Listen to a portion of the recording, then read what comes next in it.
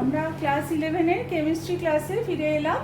আমরা যে চ্যাপ্টারটা পড়ছিলাম মৌলসমূহের শ্রেণীবিভাগ ও ধর্মাবলীর পর্যায়বৃত্তির classification of elements and periodicity in properties, এটার একটা পার্ট আমরা পড়ে ফেলেছি। আজকে আমরা পড়বো পার্ট 2 বা সেকেন্ড পার্ট। তো আজকে যে অংশটা আমরা পড়বো সেটা সম্বন্ধে একটু বলে নিই। সেটা হলো যে মৌলসমূহের ধর্মের পর্যায়ক্রমিক পুনরাবৃত্তি, periodicity in properties of the elements. অর্থাৎ আমরা যে পর্যায়সূত্রটা পড়েছি, যেখানে আমরা পড়েছি যে মৌলদের ভৌত রাসায়নিক ধর্মগুলো তাদের পরমাণু ক্রমাঙ্ক বাড়ার সাথে সাথে পর্যায়ক্রমে পুনরাবৃত্ত হয়। তো সেই যে পর্যায়ক্রমে কিভাবে পুনরাবৃত্ত হয় এই ব্যাপারটা আমরা তার বিভিন্ন ধর্মের মাধ্যমে আজকে দেখব যে কিভাবে পর্যায়ক্রমে পুনরাবৃত্তি হয়। তো প্রথমে আমরা যে ধর্মটা নিয়েছি সেটা হচ্ছে পারমাণবিক ব্যাসার্ধ বা পরমাণুর আকার, অ্যাটমিক রেডিয়াই। তো এখানে আমি একটা চার্ট নিয়েছি যেখানে এস ব্লক এবং পি ব্লকের মৌলগুলো রয়েছে। তো এখানে এই যে প্রতিনিধি মৌল, রিপ্রেজেন্টেটিভ এলিমেন্টও বলা হয় এদের যে সমযোজী পারমাণবিক ব্যাসার্ধ সেটা পিকোমিটার এককে দেখানো হয়েছে। তো তোমরা নিশ্চয়ই জানো যে পারমাণবিক ব্যাসার্ধ বলতে কি বোঝানো হচ্ছে, পরমাণুর নিউক্লিয়াস থেকে সর্ববহিস্থ যে ইলেকট্রন কক্ষ তার দূরত্বকে এখানে বোঝানো হচ্ছে। তো প্রতিনিধি মৌলগুলোর ক্ষেত্রে আমি আগে বলে নিই, তারপর আমি চার্টটা তোমাদের দেখাবো, তাহলে তোমাদের বুঝতে সুবিধা হবে। দেখা গেছে যে প্রতিনিধি মৌলগুলোর ক্ষেত্রে যে কোনো পর্যায়ে বাঁ দিক থেকে ডান দিকে এলে দেখা যায় যে পরমাণুর আকার বা পারমাণবিক ব্যাসার্ধটা হ্রাস পায়। তো এটার কারণটা আমি আগে একটু বলে নিই।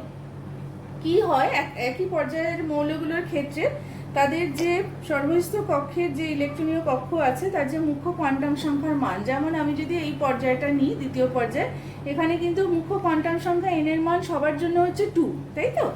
আচ্ছা, তো এবার কি হচ্ছে, তার ফলে কি হচ্ছে, ইলেকট্রনগুলো কিন্তু একই কক্ষে স্থান পাচ্ছে, কিন্তু একটা একটা করে পরমাণু ক্রমাঙ্ক যত বাড়ছে তত কিন্তু তার প্রোটন সংখ্যা বাড়ছে এবং ইলেকট্রন সংখ্যাও বাড়ছে।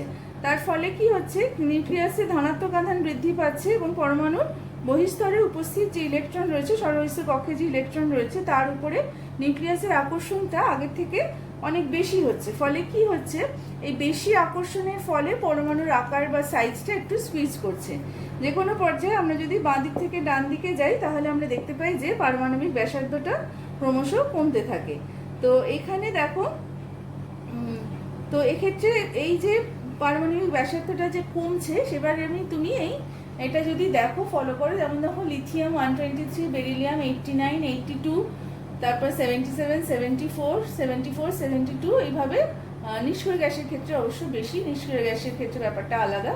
তো এখানে দেখো আবার পরবর্তী কক্ষে যেটা রয়েছে 154, 136, 125, 117, 110, মানে একটা যে কমছে সেই ট্রেন্ডটা আমরা দেখতে পাচ্ছি। প্রায় প্রত্যেকটা পর্যায়ে আমরা এই ট্রেন্ডটা দেখতে পাচ্ছি। দেখো 203, 174, 125, 122, 121, 117, 114, এইভাবে কিন্তু কমছে। অর্থাৎ পর্যায় বরাবর বাঁদিক থেকে ডান দিকে গেলে পরমাণুর আকার ক্রমশ কমতে থাকে, এটা আমরা বুঝতে পারছি। আচ্ছা, তো দেখো প্রতিনিধি মৌলগুলোর ক্ষেত্রে এটা আমরা দেখতে পেলাম এখানে। তো এরপরে দেখো আমরা যেটা দেখার চেষ্টা করব যে একটা শ্রেণী বরাবর এই মৌলগুলোর পারমাণবিক ব্যাসার্ধে কি পরিবর্তন হয়।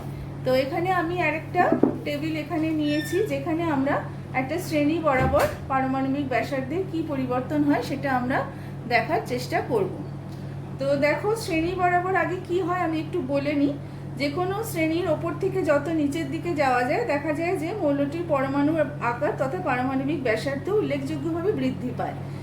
তো এটার কারণটা কি, পরমাণু ক্রমাঙ্ক বৃদ্ধির সঙ্গে সঙ্গে কি হচ্ছে, একই গ্রুপের মৌলগুলোর ক্ষেত্রে নতুন নতুন বহিস্থ কক্ষ এখানে যুক্ত হচ্ছে। ফলে বহিস্থ কক্ষের ইলেকট্রনগুলো পরমাণু কেন্দ্রক থেকে ক্রমশ দূরবর্তী হয়। বহিস্থ যে কক্ষটা থাকে সেই কক্ষের যে ইলেকট্রন সেটা নিউক্লিয়াস থেকে সবচেয়ে দূরে তখন অবস্থান করে। অর্থাৎ যে মৌলের পরমাণুতে সর্ববহিস্থ কক্ষ 2, তার পরের মৌলটারই সর্ববহিস্থ কক্ষ হচ্ছে 3। তার ফলে কি হচ্ছে, নিউক্লিয়াস থেকে সর্ববহিস্থ কক্ষের দূরত্ব ক্রমশ বাড়তে থাকে। তার ফলে নিউক্লিয়াস এবং সর্ববহিস্থ কক্ষের ইলেকট্রনের মধ্যে আকর্ষণটাও আস্তে আস্তে দুর্বল হয়ে পড়ে। এই ফলে এই যে প্রভাবটা, এর ফলে নিউক্লিয়াসের আধান বৃদ্ধি পায় ঠিকই, কিন্তু তার ফলে পরমাণু ক্রমাঙ্কের বৃদ্ধির সাথে সাথেও দেখা যায় যে পরমাণুর আকার বা পারমাণবিক ব্যাসার্ধটা উল্লেখযোগ্যভাবে কমে যায়। তো তো এখানে আমি একটা উদাহরণ নিয়েছি, আমি তোমাদের এখানে গ্রুপ 1 আর গ্রুপ 17-এর কিছু মৌলের পারমাণবিক ব্যাসার্ধ নিয়েছি, যেটা অ্যাংস্ট্রমে দেওয়া আছে। তো দেখো এখানে উপর থেকে নিচের দিকে আসছি। গ্রুপ 1 লিথিয়াম, সোডিয়াম, পটাশিয়াম এবং রোবিডিয়াম 1.23, 1.54, 2.03, 2.16 কিরমভাবে পারমাণবিক ব্যাসার্ধটা বেড়েছে নিশ্চয়ই সবাই দেখতে পাচ্ছ।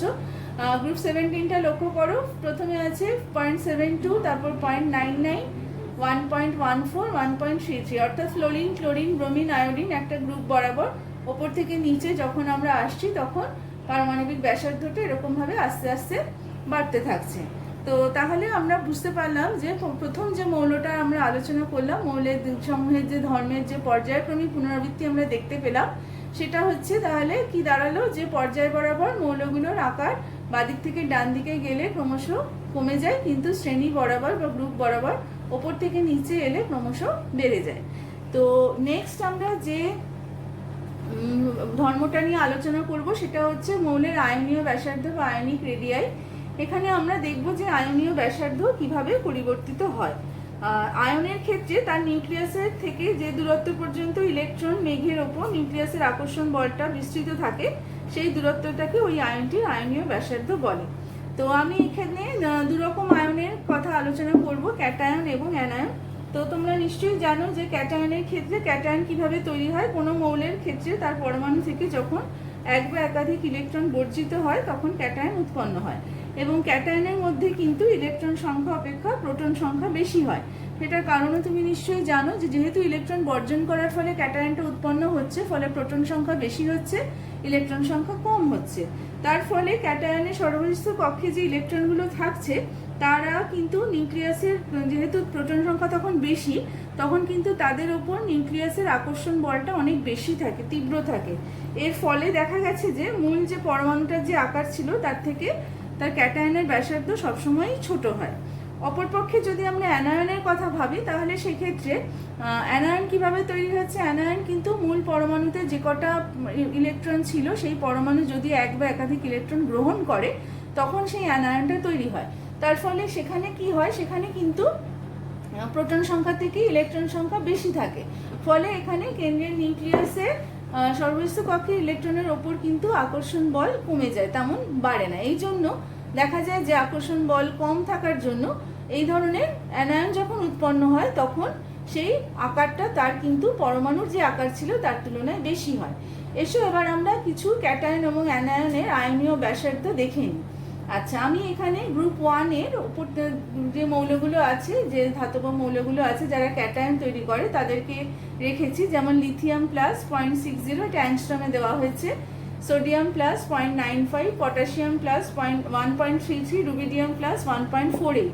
তোমরা দেখতে পাচ্ছ যে এখানে ক্যাটায়নের যে ব্যাসার্ধ, আয়নীয় ব্যাসার্ধের মানটা কিরমভাবে ওপর থেকে নিচের দিকে আস্তে আস্তে বেড়েছে।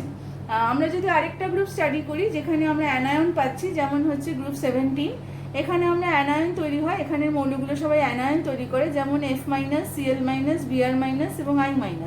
আয়নীয় ব্যাসার্ধগুলো যদি একটু দেখে নিই, অ্যাংস্ট্রমে মানগুলো দেওয়া হয়েছে 1.36, 1.81, 1.95, 2.16। অর্থাৎ এখানে দেখতে পাচ্ছি আমরা শ্রেণী বরাবর যত আমরা যাচ্ছি উপর থেকে নিচের দিকে, তত নতুন কক্ষ সংযোজনের ফলে, নতুন কক্ষ যে অ্যাডিশন হচ্ছে তার জন্য যে ডিস্টেন্সটা নিউক্লিয়াস থেকে আউটারমোস্ট শেলের ইলেকট্রন, তাদের মধ্যে ডিস্টেন্সটা বেড়ে যাওয়ার ফলে নিউক্লিয়াসের আকর্ষণ বলটা কম হচ্ছে, যেটা আমি একটু আগেও ব্যাখ্যা করছিলাম। তো সেই একই কারণে এখানেও উপর থেকে শ্রেণী বরাবর আয়নীয় ব্যাসার্ধটা বাড়ছে। কিন্তু এমনিতে একটা পরমাণু থেকে যখন ক্যাটায়ন তৈরি হয় তখন তার ক্যাটায়নের আকার কিন্তু পরমাণুর আকারের তুলনায় ছোট হয়, এবং আমাদের মনে রাখতে হবে যখন অ্যানায়ন তৈরি হয় অ্যানায়নের আকার কিন্তু পরমাণুর আকারের তুলনায় বড় হয়। আচ্ছা, এবারে আমরা যে ধর্মটা আলোচনা করব সেটা হচ্ছে পারমাণবিক আয়তন বা অ্যাটমিক ভলিউম। তোমরা নিশ্চয়ই জানো একটা মৌলের ক্ষেত্রে তার পারমাণবিক আয়তন কিভাবে মাপা হয়। তাও আমি একটু বলে দিই যে পারমাণবিক আয়তন বা মাপার ক্ষেত্রে আমরা যেরকম ছোট ক্লাসে একটা মৌলের ঘনত্বের একটা সূত্র শিখেছিলাম, যেখানে D=m/v, সেই সূত্রটা থেকেই আমরা পারমাণবিক আয়তন এক্ষেত্রে একইভাবে বার করতে পারি। তাহলে পারমাণবিক আয়তন আমরা কি করি, গ্রাম পারমাণবিক ভরকে ওই মৌলের ঘনত্ব দিয়ে ভাগ করলে আমরা আয়তনটা পেয়ে থাকি। এবারে এখানে ঘনত্বের যে এককটা ব্যবহার করা হচ্ছে সেটা যদি সিজিএস এককে হয় আয়তন তোমার সেন্টিমিটার কিউব বা সিসিতে আসবে, আর যদি অন্য কোনো একক ব্যবহার করা হয় এসআই এর মিটার কিউব তাহলে সেই এককে আসবে। তো আমি এখানে একটা গ্রাফ দেখাচ্ছি তোমাদের। এই গ্রাফটা বিখ্যাত জার্মান বিজ্ঞানী লোথার মেয়ার তৈরি করেছিলেন। তিনি প্রথম লক্ষ্য করেন যে মৌলগুলির পারমাণবিক আয়তন তাদের পারমাণবিক গুরুত্ব বৃদ্ধির সাথে সাথে পর্যায়ক্রমে আবর্তিত হয়। তো তিনি কি করেছিলেন, এখানে আমরা দেখতে পাচ্ছি যে পারমাণবিক গুরুত্ব, এই যে গ্রাফটা এখানে দেখানো হয়েছে, এক্স অ্যাক্সিসে মৌলের পারমাণবিক গুরুত্বকে রাখা হয়েছে এবং তাদের যে পারমাণবিক আয়তন যে ভ্যালুম সেইটাকে দেখো ওয়াই অ্যাক্সিসে রাখা হয়েছে। এইবারে লোথার মেয়ারের বিখ্যাত গ্রাফ এটা। লোথার মেয়ার যে গ্রাফটা পেয়েছিলেন সেটা এখানে দেখানো হয়েছে। এই গ্রাফটা দেখে আমরা পর্যায় সারণীতে মৌলগুলোর পারমাণবিক আয়তন সম্বন্ধে, তার আয়তনটা কিভাবে পরিবর্তিত হয় সেইটা সম্বন্ধে একটা ধারণা পাবো। তো এবার এসো আমরা এই গ্রাফটা খুব ভালো করে লক্ষ্য করি। আচ্ছা, এখানে আমরা দেখতে পাচ্ছি যে সমধর্মী যে মৌলগুলো রয়েছে তাদের পারমাণবিক আয়তন তাদের পারমাণবিক গুরুত্ব অনুসারেই পর্যাবৃত্ত হয়। তো এসো এবার আমরা গ্রাফটা ভালোভাবে লক্ষ্য করি। তো এবারে এসো আমরা একটুখানি এই গ্রাফটা ভালো করে স্টাডি করে পারমাণবিক আয়তনের যে ট্রেন্ডটা পর্যায় সারণী বা পিরিয়ডিক টেবিল বরাবর সেইটা একটুখানি বুঝে নিই। আচ্ছা, এই গ্রাফে কিছু বিশেষ বৈশিষ্ট্য আছে। যেমন দেখো এই গ্রাফে প্রত্যেকটা তরঙ্গের শীর্ষে মানে একদম এই যে টপে এখানে দেখো এক একটি পর্যায়ের যে প্রথম মৌলগুলো যে সক্রিয় এবং হালকা ক্ষারধাতুগুলো আছে, যেমন lithium, sodium, potassium, rubidium, caesium, এগুলো আমরা দেখতে পাচ্ছি। আচ্ছা, তরঙ্গের নিচের দিকে তলার দিকে ভারী এবং কম সক্রিয় সন্ধিগত মৌলগুলো আছে, যেমন ভ্যানাডিয়াম, ক্রোমিয়াম, আমরা দেখতে পাচ্ছি এখানে ম্যাঙ্গানিজ আছে, cobalt, nickel, iron, cobalt, nickel, নিশ্চয়ই সবাই দেখতে পাচ্ছ এগুলো অবস্থান করে। আর যেগুলো ওপরের দিকের অংশ, ঊর্ধ্বমুখী যে অংশগুলো আছে, ওপরের দিকে যে অংশটা যাচ্ছে সেই অংশে দেখো শীর্ষবিন্দুর মোটামুটি বাঁ দিকে কারা রয়েছে, তড়িৎ ঋণাত্মক, ইলেকট্রোনেগেটিভ, অধাতব মৌল, নন মেটাল যেগুলো রয়েছে, যেমন হচ্ছে তোমার, যেমন ধরো এখানে দেখো সালফার আছে, তারপর দেখো সেলেনিয়াম আছে, টেলুরিয়াম আছে। আচ্ছা, এইখানে আমরা দেখতে পাচ্ছি এই যে সালফার, তারপরে দেখো সেলোনিয়াম, এই যে সেলেনিয়াম, তারপর টেলুরিয়াম, এগুলো সব এই যে তরঙ্গের যে উপরের দিকের অংশ, এই যে টেলুরিয়াম, এগুলোর বাঁ দিকে মোটামুটি রয়েছে। আচ্ছা, তারপরে দেখো আমরা যদি আরেকটু দেখার চেষ্টা করি, আর সেলেনিয়াম দেখা যাচ্ছে, টেলুরিয়াম দেখা যাচ্ছে, আর এই যে ব্রোমিন দেখা যাচ্ছে, এই যে ক্লোরিন দেখা যাচ্ছে, ক্লোরিন, ব্রোমিন অর্থাৎ হ্যালোজেন মৌলগুলোকেও এই মোটামুটি যে ঊর্ধ্বমুখী অংশ তার বাঁদিকে দেখতে পাওয়া যাচ্ছে। আচ্ছা, অধাতব প্রকৃতিটা তার মানে যত তরঙ্গ শীর্ষের দিকে যাওয়া যাচ্ছে তত আস্তে আস্তে বাড়ছে, কিন্তু নিচের দিকের অংশে দেখো এই যে বেরিলিয়াম, ম্যাগনেসিয়াম, তারপর আমরা দেখতে পাচ্ছি এই যে ক্যালসিয়াম, এই যে স্ট্রনশিয়াম, এইগুলো সমস্ত শীর্ষবিন্দুর ডান দিকের অংশে অবস্থান করছে। তো তাহলে এখানে আমরা কি বুঝতে পারছি যে কোনো পর্যায়ে যত আমরা বাঁ দিক থেকে ডান দিকে যাচ্ছি মৌলগুলোর পারমাণবিক আয়তন প্রথমে কমতে থাকে, তারপর তারা একটা সর্বনিম্ন মানে পৌঁছানোর পর আবার বৃদ্ধি পেতে থাকে। যেমন আমি যদি এখানে তোমাদের একটা পর্যায়ে ধরে দ্বিতীয় পর্যায়ের যে মৌলগুলো, ধরো লিথিয়াম, বেরিলিয়াম, বোরন, কার্বন, দেখো কার্বন এসে একটা সর্বনিম্ন মানে পৌঁছালো, এটা মানের দিক থেকে এখানে মানটা যদিও দেওয়া নেই, এটা মোটামুটি কার্বনটা হচ্ছে 4 সিসিতে যদি মাপা যায়, এখানে লিথিয়ামে মোটামুটি থাকে 13, বেরিলিয়াম হচ্ছে 5, বোরন হচ্ছে 4.6, তারপর কার্বন হচ্ছে 4। এবার দেখো তারপর হচ্ছে নাইট্রোজেন, তারপরে কিন্তু এখানে দেখো বাড়তে শুরু করেছে, এখানে সবকটা মৌল দেখানো নেই, বাড়তে বাড়তে দেখো 14 নাইট্রোজেন, অক্সিজেন হচ্ছে 8, তারপর তোমার ফ্লোরিন হচ্ছে 15। এই যে বাড়তে বাড়তে দেখো পরবর্তী পর্যায়ের যে সর্বনিম্ন মানে পৌঁছলো, তারপরে বাড়তে বাড়তে পরবর্তী পর্যায়ের যে মৌল সেইখানে গিয়ে আবার মানটা এখানে যে তরঙ্গের যে শীর্ষবিন্দু সেটা সৃষ্টি হলো সোডিয়াম, তারপর দেখো আবার কমছে, সোডিয়াম, ম্যাগনেসিয়াম, অ্যালুমিনিয়ামে এসে সর্বনিম্ন হয়ে তারপর আস্তে আস্তে দেখো আবার সিলিকন, ফসফরাস, এখান থেকে দেখো আবার বাড়তে শুরু করেছে। তো প্রত্যেকটা পর্যায়েই আমরা মোটামুটি এরকম একটা ট্রেন্ড দেখতে পাচ্ছি যে পারমাণবিক আয়তন প্রথমে কমতে থাকে, কমতে কমতে একটা সর্বনিম্ন মানে পৌঁছানোর পর তারপর আস্তে আস্তে বাড়তে থাকে। আর যদি আমরা শ্রেণী বরাবর আলোচনা করি তাহলে একই গ্রুপের মৌলগুলোর ক্ষেত্রে দেখা যায় যে মৌলগুলোর, এটা আমরা আগেও আলোচনা করেছি, যে তার মুখ্য শক্তিস্তর বা কক্ষের সংখ্যা বৃদ্ধি পাওয়ার ফলে পারমাণবিক আয়তনও ক্রমশ বৃদ্ধি পায়, শ্রেণী বরাবর আস্তে আস্তে বৃদ্ধি পায়। তাহলে আমরা লোথার মেয়ারের এই গ্রাফটা বোঝার ফলে আমরা একটা পর্যায় সারণী বরাবর তার পারমাণবিক আয়তনের কি পরিবর্তন হয়, তখন আমরা সেটা বুঝতে পারছি যে পারমাণবিক আয়তনটা কিভাবে আস্তে আস্তে পরিবর্তিত হয়, এই গ্রাফটা থেকে আমরা বুঝতে পারলাম। তো এবারে এসো আমরা অন্য একটা ধর্ম, মৌলের ধাতব অধাতব ধর্ম, এটা আলোচনা করি। অর্থাৎ আমরা আলোচনা করতে চাইছি যে পর্যায় সারণীতে মৌলগুলোর ধাতব অধাতব ধর্ম কিভাবে পরিবর্তিত হয়। তো ধাতব ধর্ম আমরা কাদের বলি? যে সমস্ত মৌলের ইলেকট্রন বর্জন করার প্রবণতা যত বেশি, তার ধাতব ধর্ম তত বেশি।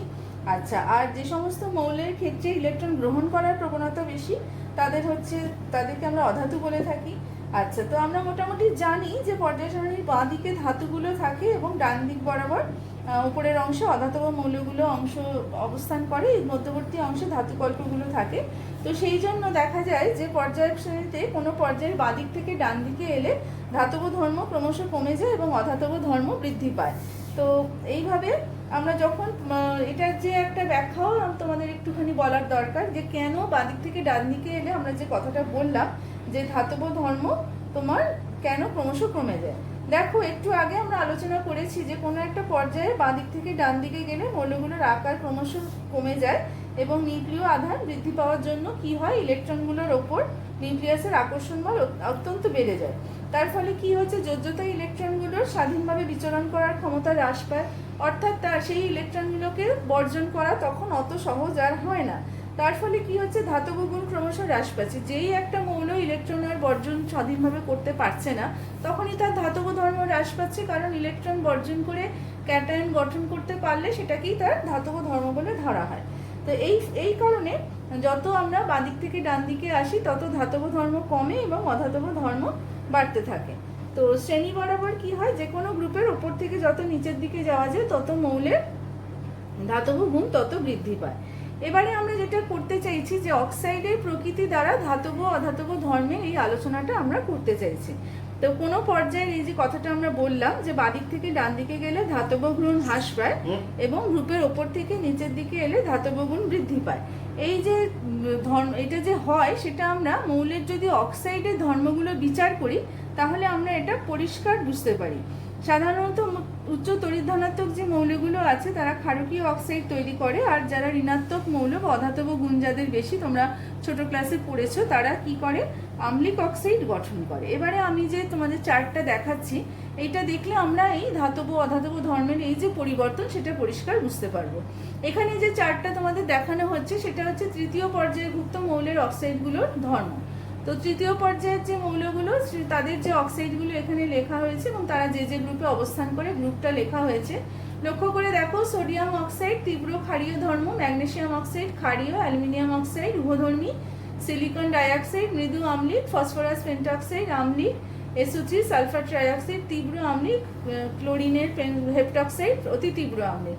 অর্থাৎ যেরকম আমরা এক্সপেক্ট করছিলাম যে ধাতব ধর্ম যদি বাদিক থেকে ডান দিকে গেলে ক্রমশ কমতে থাকে, তাহলে ধাতব ধর্ম কমছে মানে অধাতব মৌলের অক্সাইড সবসময় আম্লিক হয়, তাই না? ধাতব অক্সাইডগুলোই একমাত্র ক্ষারকীয় হয়। তো দেখো, তীব্র ক্ষারীয় ধর্মটা প্রথমে উভধর্মী হলো, মৃদু আম্লিক হলো, তীব্র আম্লিক, শেষকালে অতি তীব্র আম্লিক। তাহলে এই যে মৌলের অক্সাইডগুলো, এগুলোও কিন্তু আমাদের ধাতব অধাতব ধর্মের যে পরিবর্তনের কথাটা আমরা বললাম সেটাকে সম্পূর্ণভাবে সমর্থন করে, তাই না? তুমি যদি একটা শ্রেণী বরাবরও দেখো তাহলেও তুমি একই কথা বুঝতে পারবে, একই জিনিস আমাদের সামনে আসবে। যেরকম আমরা গ্রুপ 15-এর যে মৌলগুলো আছে তাদের অক্সাইডগুলোর ধর্ম এখানে আলোচনা করেছি। তারা পর্যায়ক্রমে 2, 3, 4, 5, 6 এই 6টা পর্যায়ে, এই 5টা পর্যায়ে ধরে আমরা তাদের অবস্থানটা দেখতে পাচ্ছি। এখানে প্রথমে নাইট্রোজেনের অক্সাইড, নাইট্রোজেনের pentoxide, phosphorus pentoxide, arsenious trioxide, antimony pentoxide, বিসমাথের অক্সাইড পেন্টঅক্সাইড। তো দেখো এদের ধর্মগুলো দেখো, প্রথমে আম্লিক, তারপরে আর্সেনিয়াসের যে অক্সাইড আর্সেনিকের সেটা আম্লিক, অ্যান্টিমনির অক্সাইড উভধর্মী, বিসমাথের অক্সাইড হচ্ছে ক্ষারীয়। অর্থাৎ কি বোঝা যাচ্ছে যে উপর থেকে নিচে যত আমরা যাচ্ছি তত কিন্তু ধাতব ধর্ম বাড়ছে, যেরকম আমরা আলোচনা করছিলাম। সেটা এই অক্সাইডগুলোর প্রকৃতি দেখে কিন্তু আমরা পরিষ্কারভাবে বুঝতে পারি যে তার মানে কি হলো, শ্রেণী বরাবর ওপর থেকে নিচে গেলে মৌলের ধাতব ধর্ম বাড়ে, কিন্তু পর্যায় বরাবর বাঁদিক থেকে ডান দিকে গেলে ধাতব ধর্ম কমে এবং অধাতব ধর্ম বাড়ে। আচ্ছা, তাহলে এতক্ষণ আমরা মৌলের ধাতব অধাতব ধর্ম আলোচনা করলাম। এবারে এসো আমরা মৌলের জারণ বিজারণ ক্ষমতা পর্যায় সারণীতে কিভাবে পরিবর্তিত হয় সেটা একটুখানি দেখে নিই। তো জারণ বিজারণ ধর্মের পরিবর্তনেরও আমরা ব্যাখ্যা দেব। পর্যায় বরাবর দেখা যায় যে বাঁদিক থেকে ডান দিকে যত যাওয়া যায় মৌলগুলোর জারণ ক্ষমতা বৃদ্ধি পায় কিন্তু বিজারণ ক্ষমতা হ্রাস পায়, যেরকম আমরা এখানে দেখিয়েছি। সোডিয়ামের থেকে magnesium, aluminium, silicon, phosphorus, sulphur, chlorine, এখানে ক্রমশ জারণ ক্ষমতা বাড়ছে আর বিজারণ ক্ষমতা ক্রমশ হ্রাস পাচ্ছে। শ্রেণী বরাবর কিন্তু জারণ ক্ষমতা ওপর থেকে নিচের দিকে গেলে তোমার আস্তে আস্তে কমতে থাকে, কিন্তু বিজারণ ক্ষমতাটা আস্তে আস্তে বাড়তে থাকে। তো এটারও তোমার আমরা যদি কারণটা আলোচনা করার চেষ্টা করি, একই কারণ যে যখন পরমাণু ক্রমাঙ্ক এক এক করে বৃদ্ধি পাচ্ছে, কেন্দ্রে প্রোটন সংখ্যা এক এক করে বৃদ্ধি পাচ্ছে এবং ইলেকট্রন সংখ্যাও বহিঃস্থ কক্ষে একটা একটা করে বৃদ্ধি পাচ্ছে। সুতরাং কি হচ্ছে, কেন্দ্রের আকর্ষণ বলটা বৃদ্ধি পায়, যেটা আমরা বারবার বলছি যে পর্যায়ের বাদিক থেকে ডান দিকে গেলে পরমাণুর আকারটা কমে যায়। ফলে কি হচ্ছে, তখন তাদের ইলেকট্রন ত্যাগ করার যে প্রবণতা সেইটা কিন্তু হ্রাস পায়, বা তারা কি হয়, ইলেকট্রন গ্রহণ করে নিকটতম নিষ্ক্রিয় গ্যাসের মৌলের সুস্থিত ইলেকট্রন বিন্যাস লাভের যে প্রবণতা সেইটা বৃদ্ধি পায়। সেই জন্য দেখা যায় যে পর্যায়ের ডান দিকের মৌলগুলো এক বা একাধিক ইলেকট্রন গ্রহণ করে নিজে বিজারিত হয় এবং তার মানে কি সে অপরকে জারিত করে। আর কিন্তু পর্যায়ের বাঁদিকে যে মৌলগুলো থাকছে তাদের পারমাণবিক আকার বড় হওয়ার জন্য বহিঃস্থ কক্ষে ইলেকট্রনের ওপর পরমাণুর আকর্ষণ বল কম, ফলে এই ধাতব মৌলগুলো কি করে, এক বা একাধিক ইলেকট্রন ত্যাগ করা সেটা তাদের পক্ষে সুবিধাজনক, ত্যাগ করে তারা নিকটতম নিষ্ক্রিয় মৌলে সুস্থিত ইলেকট্রন বিন্যাস লাভের প্রবণতা দেখায়। অর্থাৎ তারা যখন ইলেকট্রন ত্যাগ করছে তার মানে তারা নিজেরা জারিত হচ্ছে, অন্য কাউকে বিজারিত করছে। ফলে পর্যায় সারণীর বাঁ দিকের যে মৌলগুলো তারা ভালো বিজারক হিসেবে কাজ করে, যত ডান দিকে যাওয়া যায় তত জারণ ক্ষমতা আস্তে আস্তে বাড়তে থাকে, বিজারণ ক্ষমতা কমতে থাকে। শ্রেণী বরাবর ঠিক উল্টোটা হয়। শ্রেণী বরাবর যত নিচের দিকে যাওয়া যায়, গ্রুপের ওপর থেকে নিচের দিকে যাওয়া যায়, তত মৌলের বহিঃস্থ কক্ষের পরমাণু কেন্দ্রক থেকে সেটা তত বেশি দূরবর্তী হয়। ফলে যোজ্যতা কক্ষের ওপর ইলেকট্রনের আকর্ষণ বল অনেক কমে যায়। ফলে মৌলগুলোর ইলেকট্রন বর্জনের প্রবণতা বা বিজারণ ক্ষমতা ক্রমশ বৃদ্ধি পায়। তো কি হচ্ছে, আস্তে আস্তে কি হয়, জারণ ক্ষমতা তত তাদের ক্রমশ হ্রাস পায়। আচ্ছা, এসো এবারে আমরা মৌলগুলোর যোজ্যতা কি করে পর্যায় সারণীতে পরিবর্তিত হয় সেটা আস্তে আস্তে দেখে নিই। তো দেখো, আমরা জানি যে যোজ্যতা কাকে বলে তো আমরা সবাই জানি, আমরা পড়েছি। একই পর্যায়ে মৌলগুলোর যোজ্যতা যদি অক্সিজেনের ভিত্তিতে মাপা হয় তাহলে দেখা যায় যে কোনো পর্যায় সারণীতে মৌলগুলো যে গ্রুপে অবস্থান করে সেই গ্রুপ সংখ্যায় তার যোজ্যতা হয়। যেমন দেখো, এখানে অক্সিজেন ভিত্তিক যোজ্যতাটা দেখানো হয়েছে, গ্রুপের সাথে সাথে গ্রুপ 1-এ 1, 2-তে 2, 3-তে 3, 4-এ 4, 5-এ 5, 6-এ 6, 7-এ 7। অর্থাৎ যদি অক্সিজেনের ভিত্তিতে মাপা হয় তাহলে সে যে গ্রুপে অবস্থান করে সেটাই তার, সেই সংখ্যাটাই তার যোজ্যতা হয়। গ্রুপ 8-এ গিয়ে সর্বোচ্চ যোজ্যতা 8 হয়, কেবলমাত্র অসমিয়াম টেট্রাক্সাইড বা রুদেনিয়াম টেট্রাক্সাইড জাতীয় যৌগের মধ্যে এটা দেখা যায়। নিষ্ক্রিয় গ্যাসের ক্ষেত্রে মৌলগুলির যোজ্যতা 0, কারণ এরা অন্য মৌলের সাথে যুক্ত হয় না, এদের অবস্থান গ্রুপ 0-তে, যদিও এটাকে এখন গ্রুপ 18 বলা হয়। আচ্ছা, একই পর্যায়ে মৌলগুলো যদি আমরা যোজ্যতা হাইড্রোজেনের ভিত্তিতে মাপি তাহলে মৌলগুলোর যোজ্যতা দেখা যায় যে গ্রুপ 1 থেকে আস্তে আস্তে বৃদ্ধি পেয়ে গ্রুপ 4-এ গিয়ে 4 হয়। তারপর এটা আস্তে আস্তে কি হয়, এটা তখন এক এক করে হ্রাস পেয়ে গ্রুপ 7-এ গিয়ে 7 হয়। তারপরে এই গ্রুপ 4-এর পরে কি হয়, হাইড্রোজেন ভিত্তিক যোজ্যতাটা 8- গ্রুপের নাম্বারটা হয়।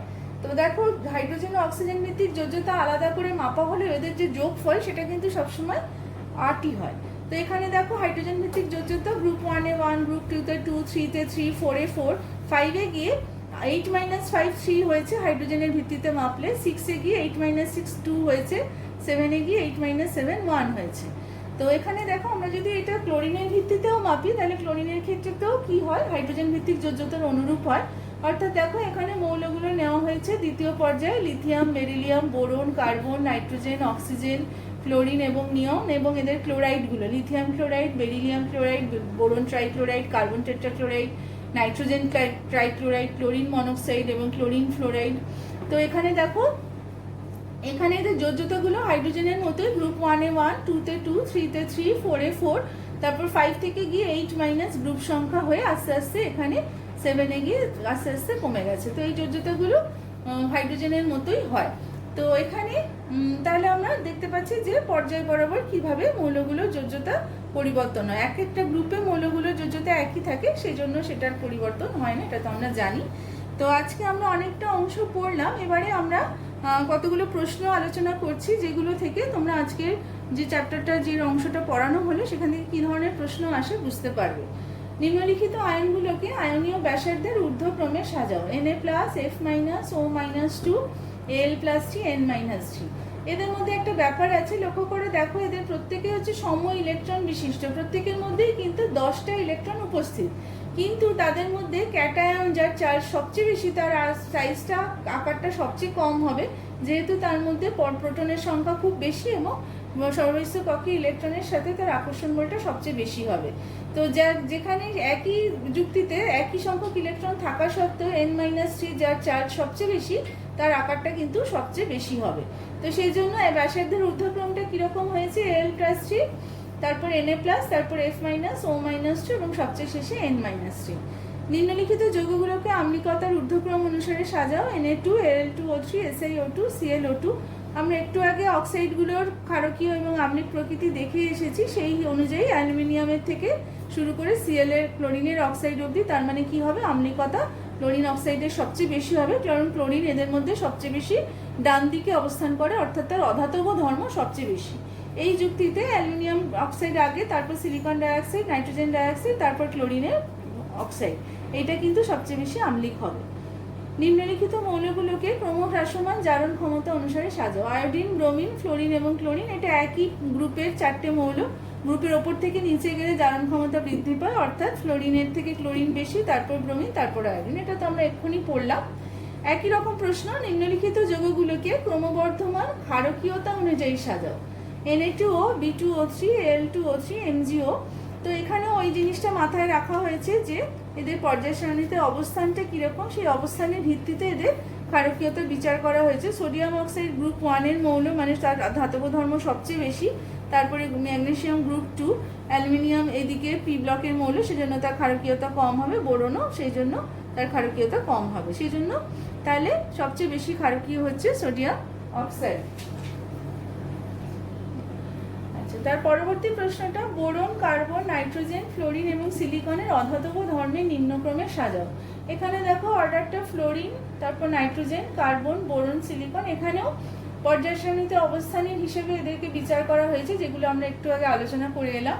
এখানে শুধু সাজাতে বললে এখানে সাজিয়ে অর্ডারটা দিয়ে দিলেই হবে, ব্যাখ্যার প্রয়োজন নেই। যদি ব্যাখ্যা করতে বলে তখনই একমাত্র ব্যাখ্যাটা দেবে, আদারওয়াইজ দরকার নেই।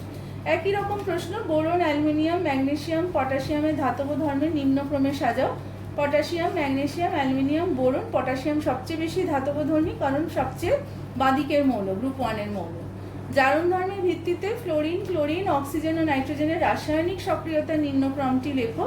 এটাও দেখো, ফ্লোরিন, অক্সিজেন, ক্লোরিন, নাইট্রোজেন। আশা করি এগুলো তোমরা বুঝতে পারবে, না বুঝতে পারলে আমরা পরে এগুলো নিয়ে আবার আলোচনা করব। আরও কিছু প্রশ্ন আমি রেখেছি, যে অংশটা আমি আজকে পড়ালাম সেখান থেকে কী ধরনের প্রশ্ন হয় সেটা বোঝানোর জন্য। মূল পরমাণু অপেক্ষা ক্যাটায়নের ব্যাসার্ধ কম এবং অ্যানায়নের ব্যাসার্ধ বেশি হয় কেন, এটা আমরা আলোচনা করে এসেছি। একটি চ্যালকোজেন ও একটি ক্ষারীয় মৃত্তিকা ধাতুর নাম করো। চ্যালকোজেন হচ্ছে অক্সিজেন, ক্ষারীয় মৃত্তিকা ধাতু বেরিলিয়াম বলতে পারো, ম্যাগনেসিয়াম বলতে পারো। জারণ ও বিজারণ ধর্ম কিভাবে পর্যায় সারণীর শ্রেণী বরাবর পরিবর্তিত হয় বিবৃত করো। আমরা আলোচনা করলাম যে শ্রেণী বরাবর জারণ ও বিজারণ ধর্ম, জারণ ধর্ম বাড়ে, বিজারণ ধর্ম কমে। আচ্ছা, পর্যায় সারণীতে সবচেয়ে বেশি সুস্থিত পরাতড়িৎধর্মী এবং অপরাতড়িৎধর্মী মৌলের নাম লেখো। এটা আশা করি তোমরা পারবে, তো তোমাদের জন্য এটা ছাড়ছি। অপরাতড়িৎধর্মী মৌলের নাম তো নিশ্চয়ই বলতে পারবে। ধাতুকল্প কি একটি উদাহরণ দাও। ধাতুকল্প হচ্ছে যাদের মধ্যে ধাতু ও অধাতু উভয়েরই ধর্ম বর্তমান থাকে, যেমন হচ্ছে জার্মেনিয়াম, যেমন হচ্ছে আর্সেনিক। এইগুলো হচ্ছে সব ধাতুকল্পের উদাহরণ। আচ্ছা, নিম্নলিখিত যৌগগুলিকে ক্রমবর্ধমান জারণ ক্ষমতা অনুযায়ী সাজাও। এখানে HCl, HBr, HI, HF, এখানে তাদের জারণ ক্ষমতা, যেহেতু ফ্লোরিনের এগুলো হাইড্রাসিড, আস্তে আস্তে HI থেকে HF আস্তে আস্তে এদের জারণ ক্ষমতা বাড়তে থাকে। নিম্নলিখিত ধাতব অক্সাইডগুলোকে ক্ষারকীয়তার ঊর্ধ্বক্রমে সাজাও। Zinc oxide, magnesium oxide, calcium oxide, copper oxide. এখানেও আবার খেয়াল করা হয়েছে অক্সাইডগুলো কোন, যে মৌলগুলো তারা কোন গ্রুপে অবস্থান করে। যেমন ম্যাগনেসিয়াম আর ক্যালসিয়াম এগুলো বাদিকের মৌল, গ্রুপ 2, তো সেতে তাদের অবস্থান অনুযায়ী এটা স্থির করা হয়েছে। সেজন্য কপার অক্সাইডের ক্ষারকীয়তা সবচেয়ে কম, জিঙ্ক অক্সাইড উভধর্মী, ম্যাগনেসিয়াম অক্সাইড এবং তারপর হচ্ছে ক্যালসিয়াম অক্সাইড।